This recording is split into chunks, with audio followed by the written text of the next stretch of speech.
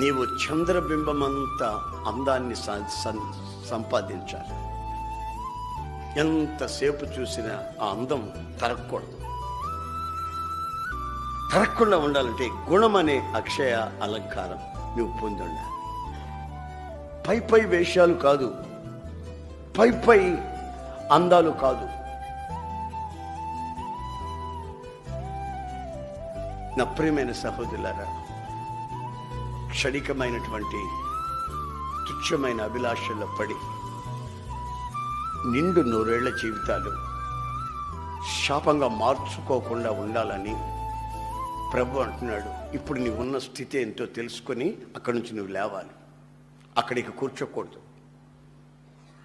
ఆ స్థితిలో నువ్వు ఇక ప్రవర్తించకూడదు. ఆ స్థితిలో నిలిచి ఉండకూడదు. Download ShareChat.